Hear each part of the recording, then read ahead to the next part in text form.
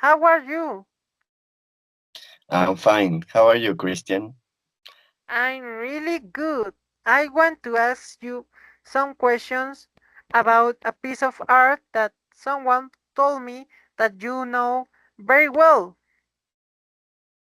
Thank you, Christian. Yes, I know this painting. It's a Stansics, and it's a very old painting. It was made around the Middle Age in Poland. Wow, that's amazing. What it looks like. Uh, this painting is composed by three main things that are divided in the locations of the painting: the left, the center, and the right. The left part is composed by a sort of red room with different people that are like backwards, yeah. And this red room represents a party that is going on. By the way that the people are dressed, we can see that this is a royalty, yeah, a royal party that someone put on to celebrate something. In the center is the main protagonist of the painting, that is precisely Stansisk. And Stansisk is a jester for the royal court that, yeah, he is like any jester. His only function is to bring entertainment and joy to the people at the parties or everywhere, really. And this is a contrast because, as you can see, Stansisk is in the middle of the room and he looks very sad. He looks terrified. He looks hopeless. That he looked at something that completely freezed him by fear. So yeah, it's a contrast between the joy that a jester can represent and the look that Stansics has on his face. And in the left part, we can see like a table with lots of pieces of paper that looks like something's written on it. Also, we can see a window on the outside that is aiming to the night sky, the dark night sky, and we can't see a lot because it's very dark. It's a night at night. Also, the pieces of paper are sort of damaged by something, like someone has, yeah, crushed the different pieces of paper where when they saw it.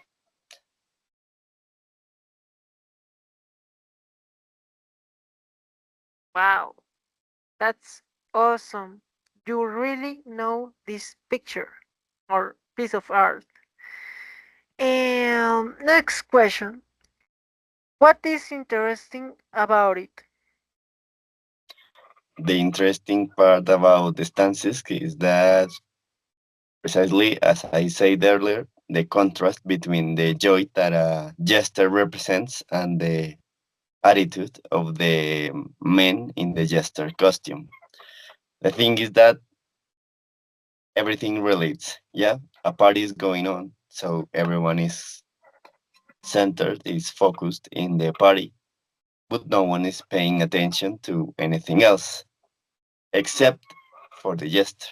The jester had a break from the party and found a letter that had something in it.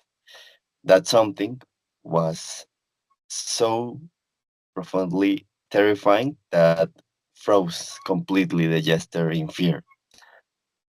So yeah, that's why we can see him in that poster, in that with that look, yeah, with that terrified look that something really bad is about to happen.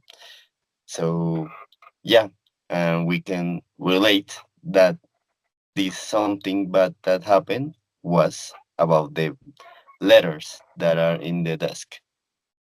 And what happens here? This painting, as I said earlier, was made in the Middle Age in Poland when they were about to get invaded by the Russians. And what happens here is that the jester is the only one that knows that an invasion is about to happen.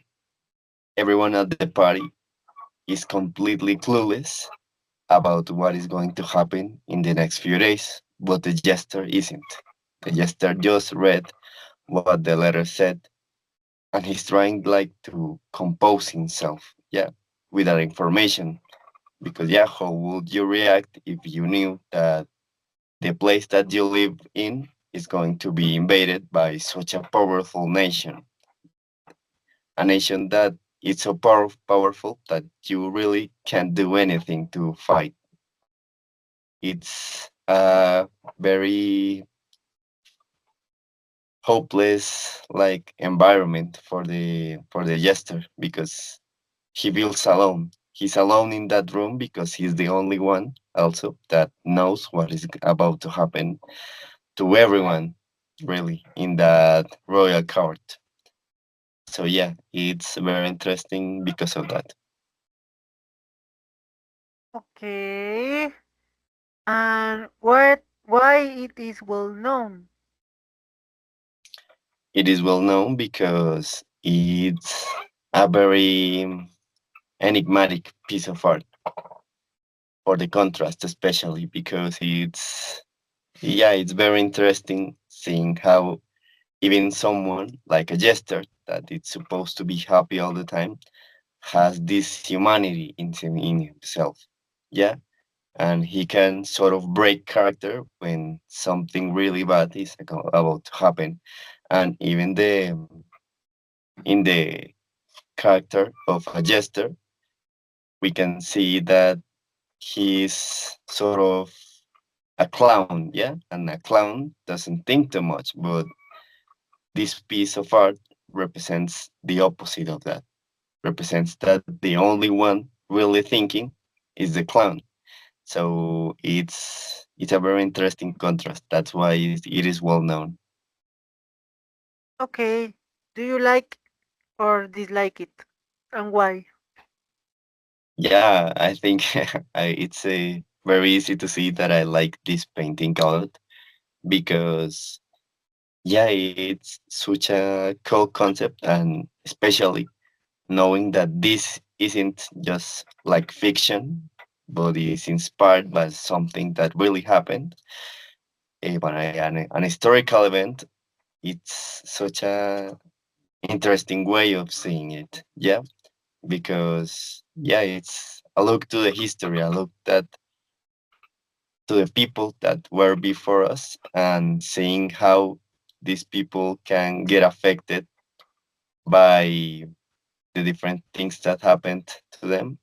It's a very interesting look to the humanity in within us. Okay. Thank you for your time, Santiago. An Thank, amazing presentation. thank you.